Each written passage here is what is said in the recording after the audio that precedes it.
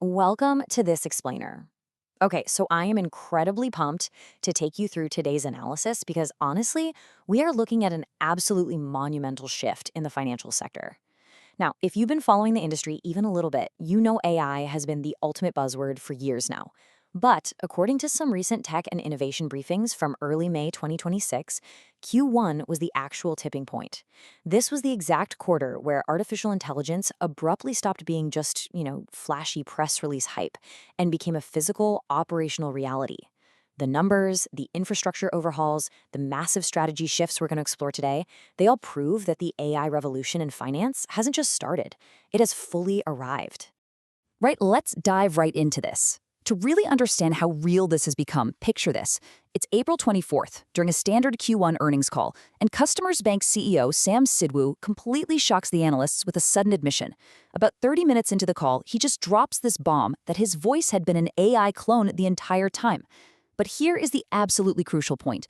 This wasn't just some clever parlor trick to grab headlines. It was the strategic launch of a massive multi-year partnership with OpenAI.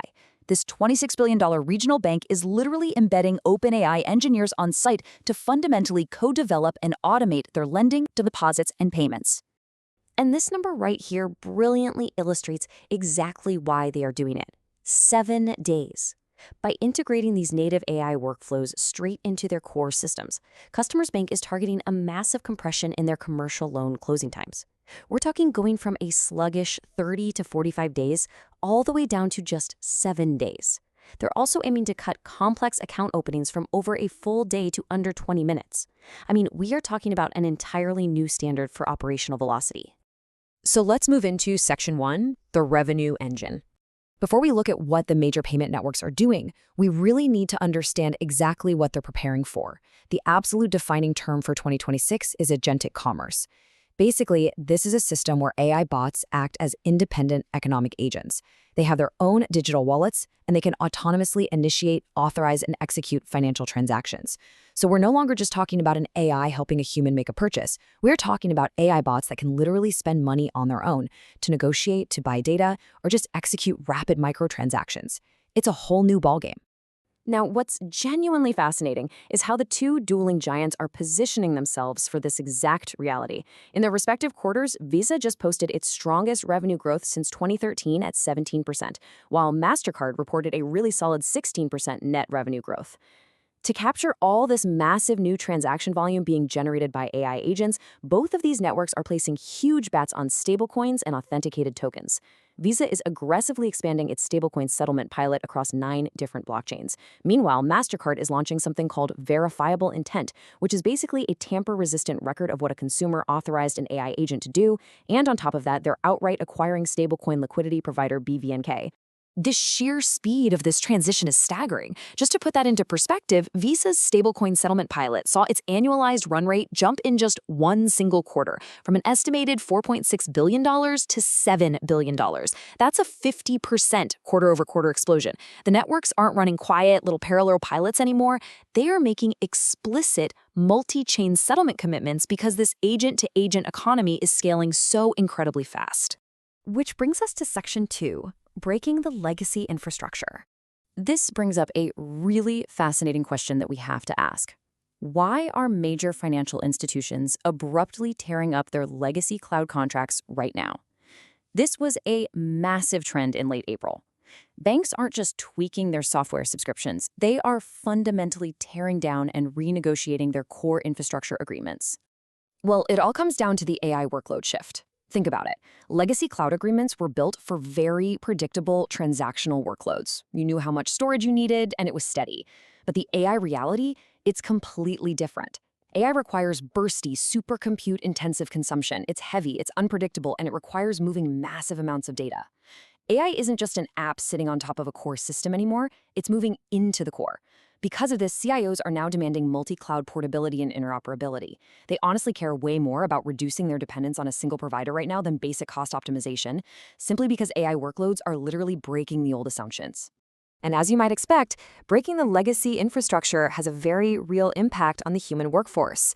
Wall Street banks shed roughly 5,000 jobs in the first quarter of 2026 alone. That is a seven-fold increase from the exact same quarter the previous year. And get this, it happened while these firms were posting record profits. Executives are clearly starting to connect headcount directly to AI capabilities.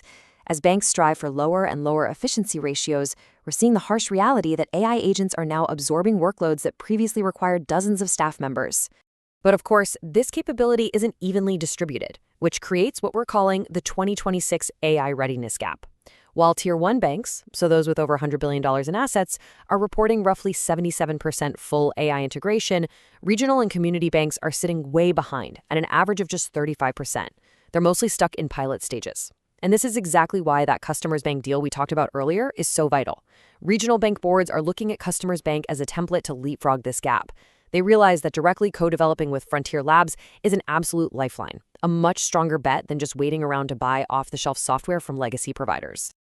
All right, let's pivot to Section 3, the AI cyber arms race.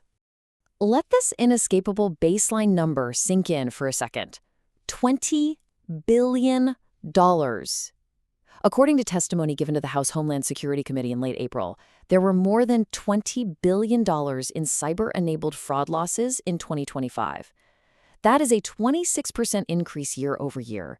AI is acting as a massive, unparalleled force multiplier for criminals, allowing them to scale deepfakes, voice cloning, and sophisticated phishing attacks like we have never seen before. Based on recent threat data from HelpNet Security, the tactical breakdown of these financial sector breaches reveals a heavily financial motive.